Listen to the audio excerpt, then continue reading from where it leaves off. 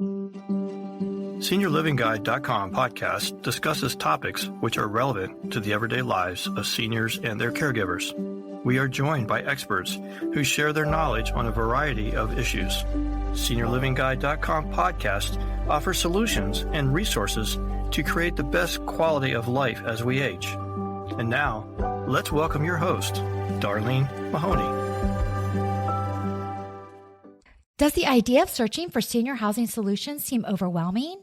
SeniorLivingGuide.com is your one-stop shop for all things senior housing, memory care, home health, home care, and other senior resources. Visit us today at SeniorLivingGuide.com to connect directly and get the information that you need to make the very best decision for you or your loved ones.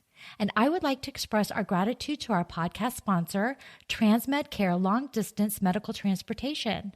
When a loved one with a disability or medical condition needs to relocate, Transmed Care is here to help with safe and secure nationwide medical transport services with an emphasis on comfort and care. Transmed Care Long Distance Medical Transportation is a business built on care. Another satisfied customer writes, "My family cannot recommend Transmed Care enough. They made Dad comfortable every single step of the way on a very long trip and went above and beyond to take incredible care of him, and he had a great time. Thank you all for getting Dad safely to his new home." To learn more about Transmed Care, visit the website at trans-medcare.com.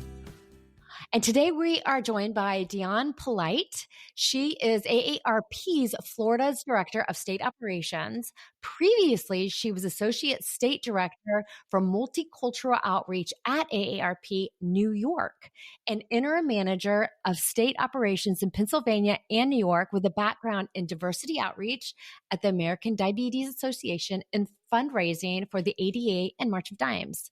Dion has earned the Health Advocate Award and Business Visionary Award, and she is married with two great adult children, and she is a resident of the Sunshine State.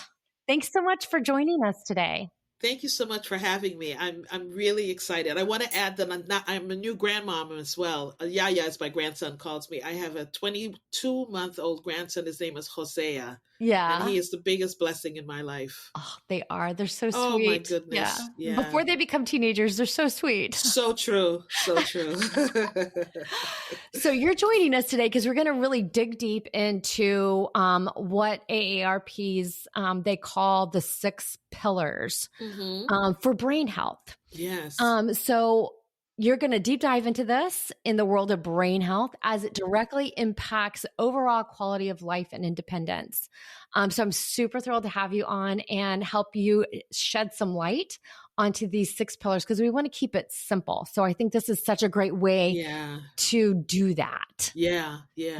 So tell me a little bit about how you started with the AARP as the Director of Operations in Florida. So I had been in AARP New York for about 6.5, 7 years. And I got a call from our CEO, who happens to be, and that's a whole nother story, so I won't get too much into it, who happens to be my sponsor/mentor. I didn't know there was a difference between the two until she clarified it for me. But she called and said, "Hey, would you guys be interested in moving to Florida? I'd love to see you in leadership there." Mm-hmm. And I never thought about it. My husband had just retired from the New York State Police. And at the day she called, there was 32 inches of snow on the ground. And I ran in from the mailbox and I said, "Hey, babe, Joanne wants to know if we'd be interested in moving to Florida for a role they want me to take there." And he said, "When?" And he was ready to defrost. He was ready, like that second. Yeah. And it happened within months. I connected with our state director in Florida, who, in my opinion, is one of the smartest, greatest men, aside from my husband. He is a brilliant man. And I think that's the gift of coming to Florida. Mm-hmm. I get to work underneath somebody that I really respect. Yeah. And that every day I learn something from, not only professionally, but personally as well. And I think that is an incredible opportunity that I have. Yeah. I've been within the organization now for almost 16 years, and here in Florida for 8 years. So it's been quite a ride, and it's been a joy the entire time. And I look forward to even more to come. I mean, you can't have a better recommendation about a company than that for sure. So that's true. I It's a love great it. organization. Yeah. It really is. Yeah. That's awesome. So we're going to dig into the 6 main pillars of brain health that is outlined by AARP and why it's crucial for maintaining that cognitive function as we age.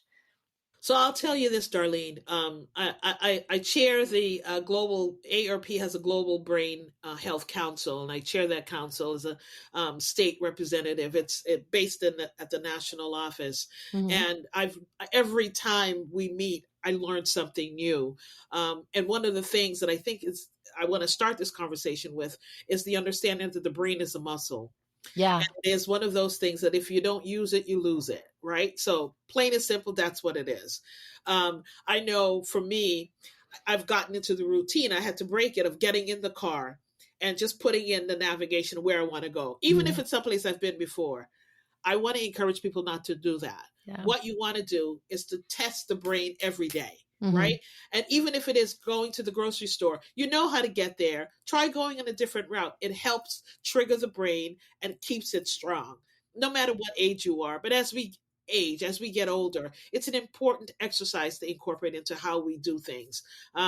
So these are the 6 pillars, and then I'll delve into each one separately. Yeah. So being social.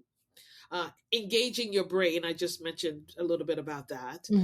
Ongoing exercise, managing stress, restorative sleep, eating healthy, and then there's also something that matters as well, and that's not smoking or not being excessive with alcohol or any of those things, because truly.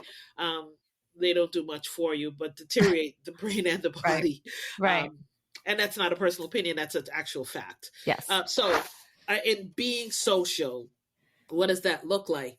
That means being engaged, socially engaged, doing activities that are meaningful to you, right? So for me, I love pickleball.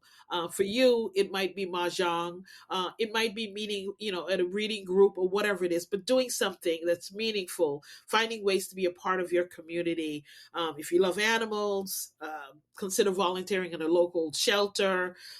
If you enjoy singing, and I've just heard from somebody recently, it was a brain health meeting that they're going to be incorporating some opportunities for people who are interested. Here in Florida, we're going to offer it to members. If you're interested in learning how to sing, you can sign up for classes, right? And I remember as a kid, I loved to sing. My dad used to say, "Dee, you're going to raise the dead with that voice." So I don't know. I didn't absorb it because I said, no, I'm going to sing. I've heard people that can sing worse than I. And so that would probably be me. I sing in the car very loud and in the shower, and then that's where it stops. Me too. Yeah. I remember one time in church, I was singing. It was around the holidays, and the person next to me started giggling, like laughing. And I turned and I said, "Is everything okay?" And he said, "Well, Scripture says make a joyful noise, and you were certainly trying." And I thought, "Oh, son of a gun!"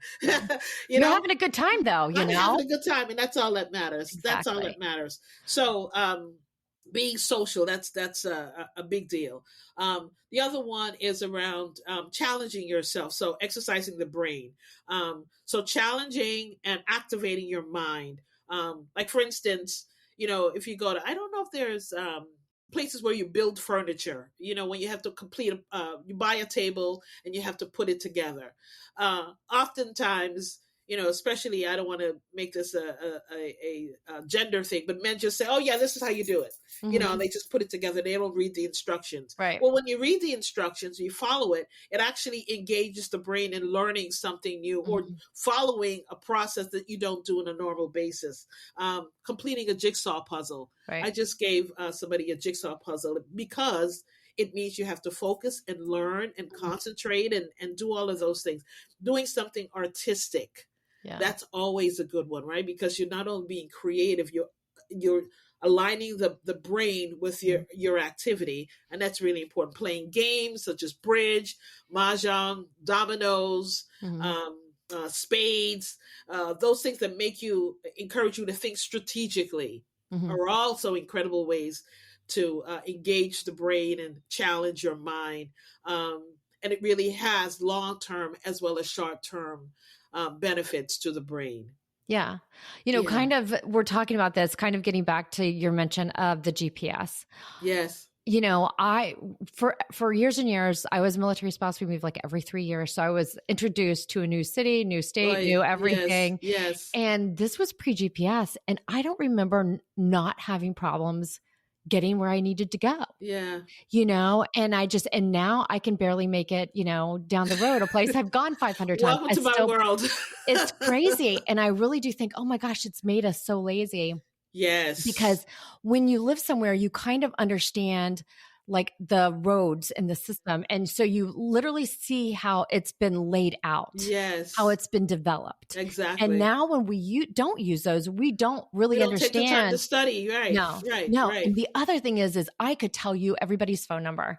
Now my grown children, I literally still have to look up their exactly. I'm the same way, the same exact way. So I think we do ourselves a disservice by becoming comfortable with how we operate now. It is sometimes it's good to just go back to the old methods of things, and that's what these conversations really are encouraging us to do, right? And it's not necessarily laziness. It is just that we've adapted to what's in place. And so in order for us to make sure that we are good to our brains and ourselves, we need to push in the directions of some of those pillars that I've mentioned already. Another one is managing our stress, right? So how do you take care of your mental health? There are studies that link a history of depression with an increased risk of cognitive decline. So there's always, if you see that happening, we say you have to seek medical treatment. If you have symptoms of depression, anxiety, or any other mental health concern, you should really, really, really try to manage your stress. And I mean, listen, my daughter says, life be lifing, and so that is it. Life's, right? And we have to really be intentional with saying, for me personally, I put things in brackets. Okay, if it's around the kids, my children are 37 and 34, and they're adults, and so I can't stress over decisions that they make, right? Yeah. Because at 63, I've been there, done that, and I've already forgotten what they're just learning.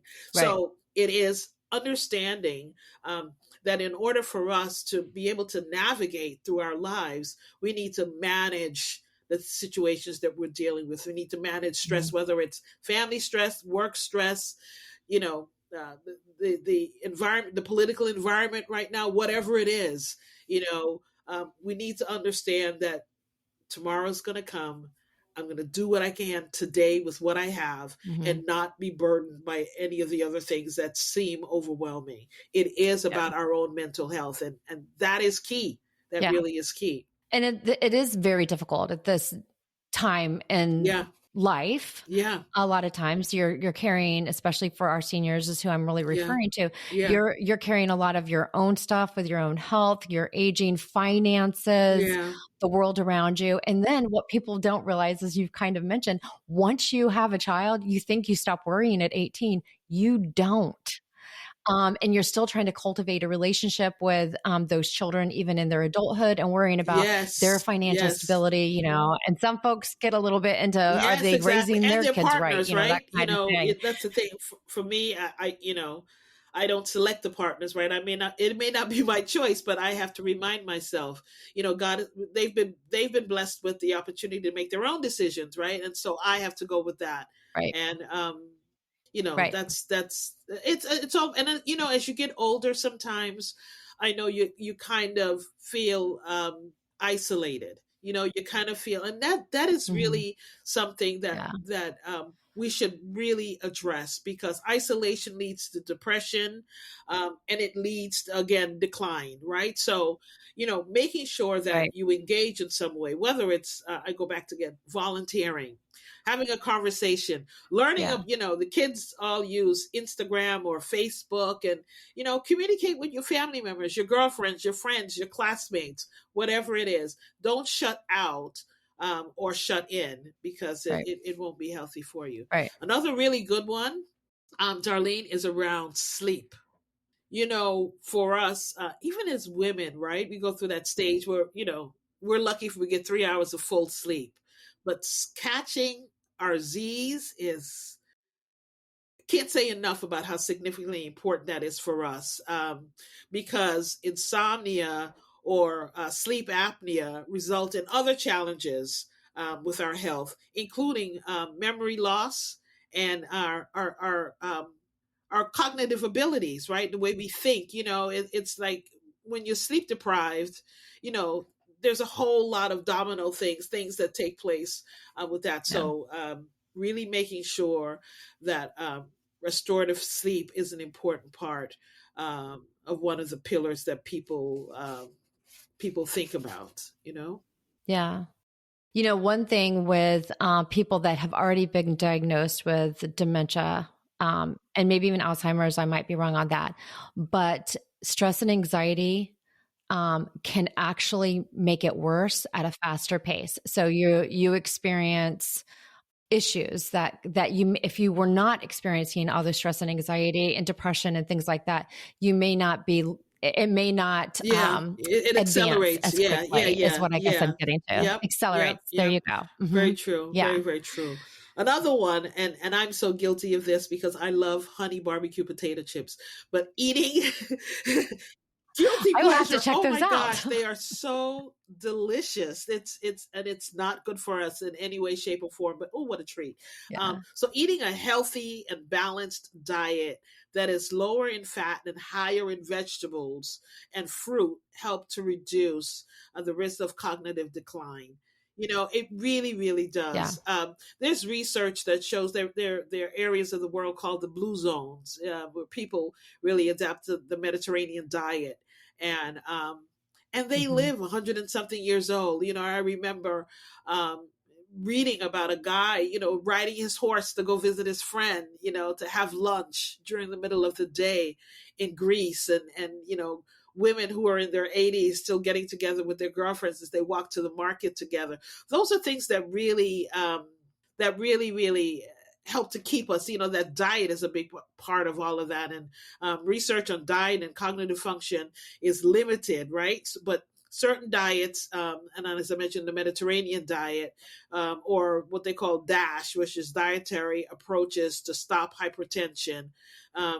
Those things are really encouraged because they continue to they contribute to the risk of reducing brain health issues. Hi, this is Andrew Brainerd, owner of TransMedCare Long Distance Medical Transportation.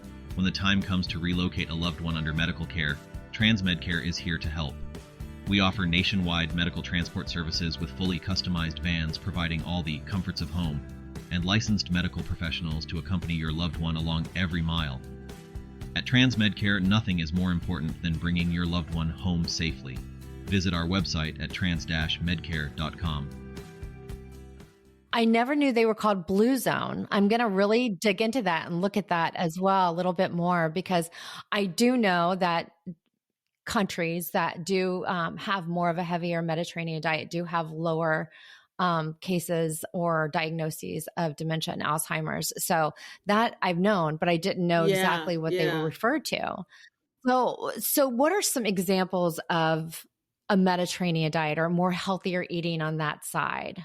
So things like legumes, like beans, chickpeas, and any of the fresh fruits and vegetables, even things like sardines, salmon, rich meats, even organ meats like liver and kidneys and that kind of thing. They are really beneficial to us. And there are people I know that limit their red meat. and they, a lot of healthy fish and farm raised and that kind of thing. Those really are beneficial. And tuna from the can is convenient, but I'm not sure that is something, especially as we age, we deserve better than that, right? To me, you get to a certain stage in life, it should be about quality versus quantity and affordability as well, right? So it's better to get, invest in getting good pieces of meat, good pieces of fish. And that could be part of the socialization, right? Going to the fishmongers or the fish market, going to the butcher and engaging in a conversation. What are the cuts that are on sale? And, all those things really keep us, mentally and physically well, Exactly. as we age, there's things that come about, because of genetics, right? Hypertension is one. And I say that because I deal with hypertension, but you can do some things to keep that in place, right? To keep that at bay. And that is, exercising, right? That's one of the ways. And again, being, intentional with what we eat. This is our temple, and we are what we eat. And it's a responsibility that we owe ourselves, especially as we age. We should not deny ourselves the pleasure of aging well. And part of aging well means treating our body well. Yeah. And I think younger people don't realize at some point they're going to be in the same boat. Yeah. So even as a younger person, I think it's good to start keeping some of these habits, because it's very hard to go from like eating hot dogs and potato chips to all of a sudden eating healthy, or sitting on the couch and watching, television and playing video games, to now you're getting out and exercising. So I think no matter what age, this is definitely something, get started as a lifestyle. Absolutely. And then it It's a doesn't like lifestyle. rock your world when Yes. you realize I'm getting older, because I know that, Yes. AARP focuses on folks 50 and up, which, Yes.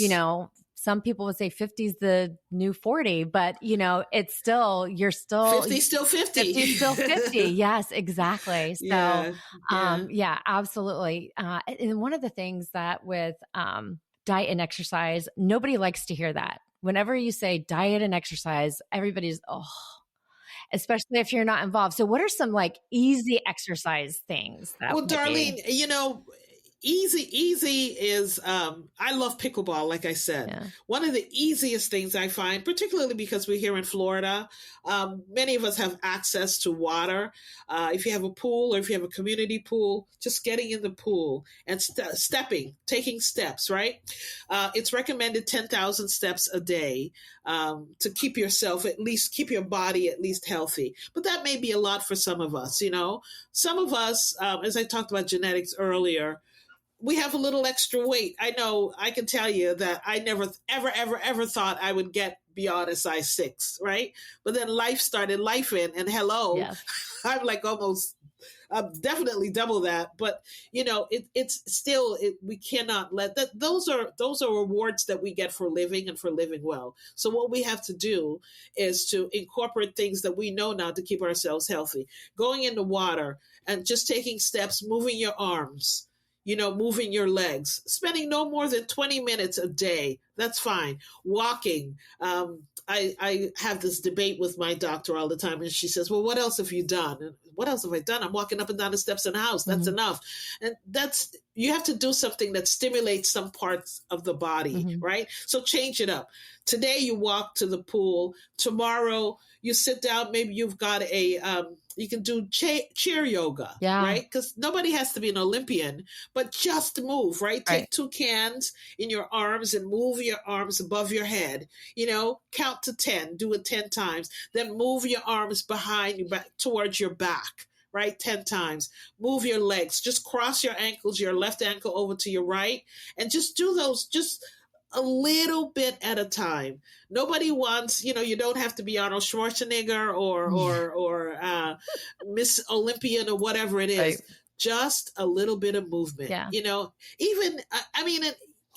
reality is that as we age, some of the limbs, because we just, there are points in our lives where we didn't exercise as much as we could. Some of the limbs are a little stagnant, right? Take it one step at a time. One step at a time. Park a little further away when you're in the parking lot going to the supermarket or the movies. Walk a little bit higher up in the movie theater as you would not. No, take the first seat in as soon as you get into the theater.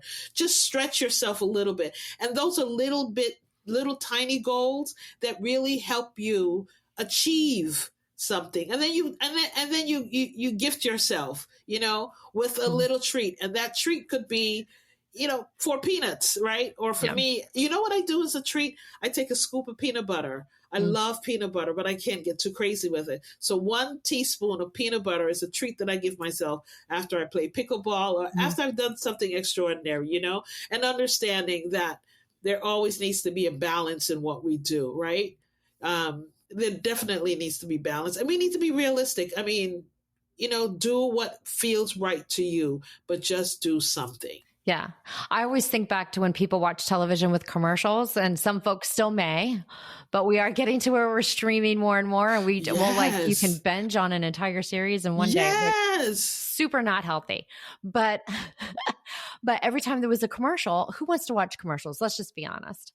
And some of them, if you're doing cable, have like 7 commercials in between. That's why a 2-hour movie at the theater is like 4 on cable, because all of the commercials. Taking those commercial breaks to get up and walk around, just even walk around your couch, walk around your house, and then you can sit down, enjoy your show. Commercial, boom. You will get so much exercise doing that. So true. Sitting in a lounge chair, pick your legs up, pick your knees up. Yeah. You don't have to take it to your chest, but pick your knees up. It's just as far as where it feels comfortable. Don't hurt yourself doing it. Those little things really keeps the heart. It becomes a cardiovascular exercise, right? And that really elevates your heart rate, increases your blood flow to the brain and to your body. And there's studies that have shown that the association between physical activity and the reduction in the risk of cognitive decline. So it makes sense. It makes sense for us to bring it. When you're in the bathtub, right? For those people that love to lounge in the bathtub, stretch your legs out and reach your arms out, to see how far you can take them. And reach them up. Little itty bitty things really make a difference. They really, really do. And you get a sense of accomplishment, right? When you've done, and you're doing it in the privacy of your own home. You're not telling anybody, oh yeah, I'm going to do this and I'm going to, because it's your goal. It's your ambition. It's it's what's going to drive you, because it's for you, right? For you, by you. Yeah. And I would encourage everybody to start to consider that. AARP has virtual classes on chair yoga, exercise classes. There's even, you can get online to learn about technology. All those things are opportunities to engage, even if there's some people that may have the challenge of being homebound. Yeah. But that doesn't mean that no excuses. Absolutely. Engage in some way, shape, or form. And I'm here to help you do it. There you go. I love that. So you talked about eating right, restorative sleep, ongoing exercise, managing stress, engaging the brain, and being social. I kind of feel like being social and engaging the brain can kind of be like one thing.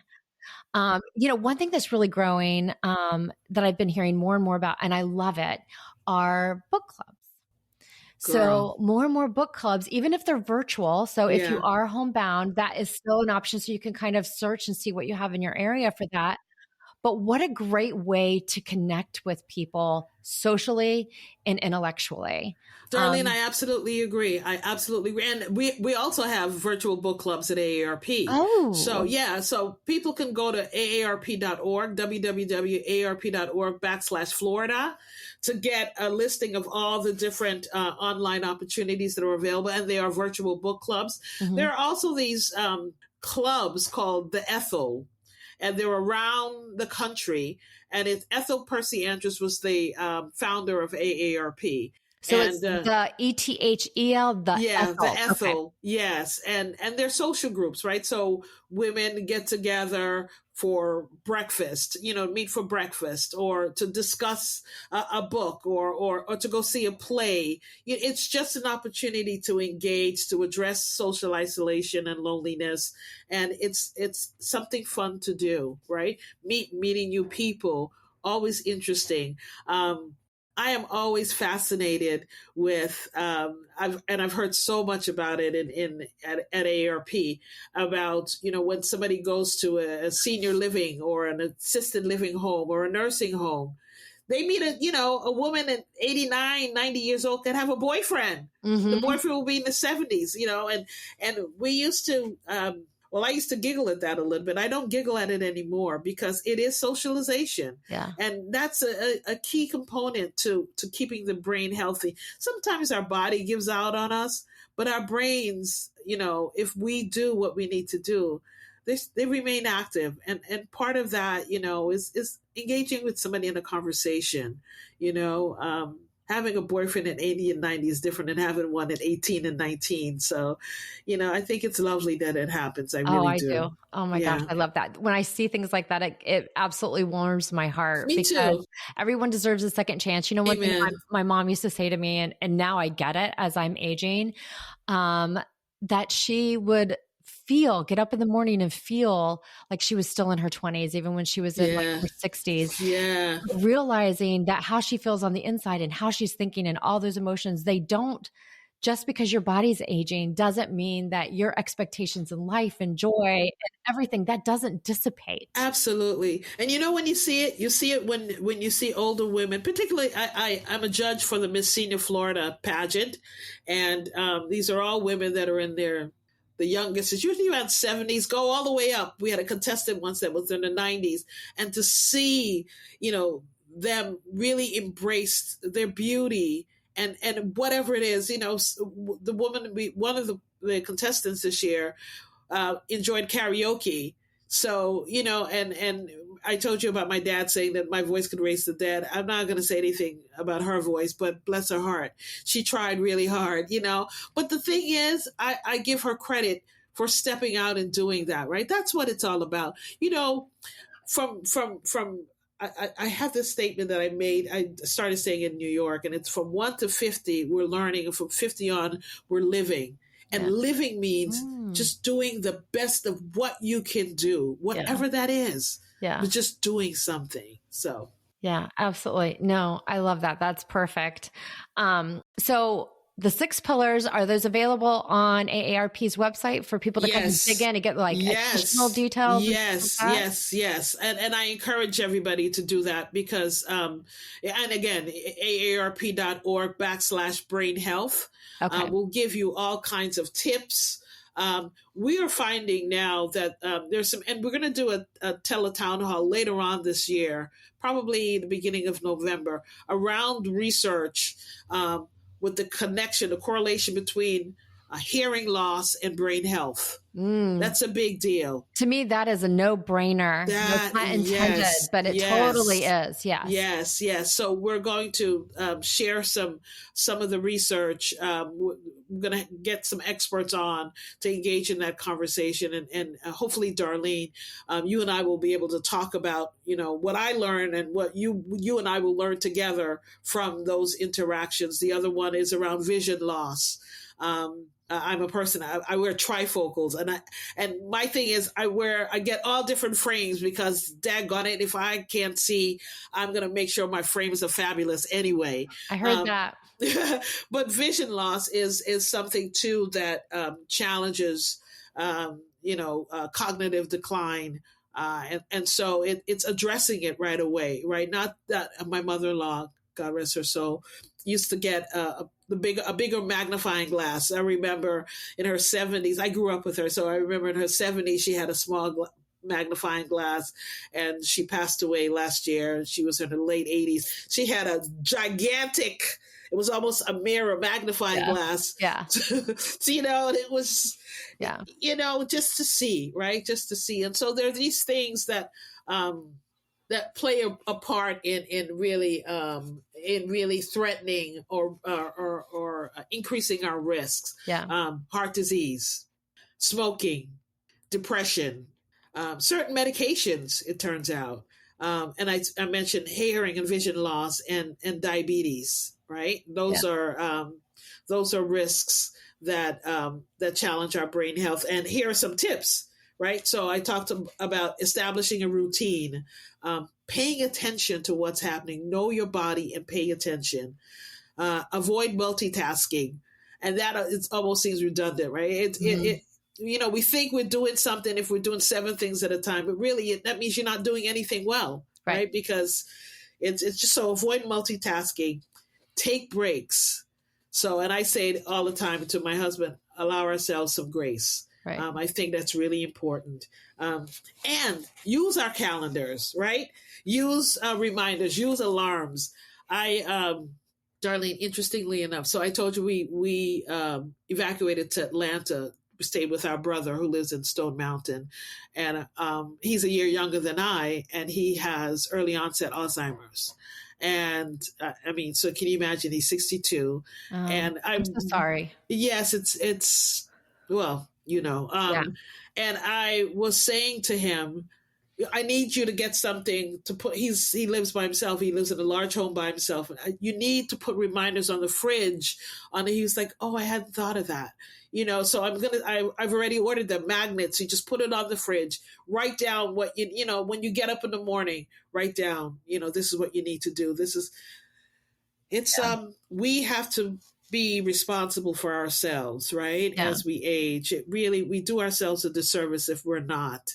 So I'm really glad we're engaging in this conversation, and I hope that the people that are listening will learn from what we've shared today.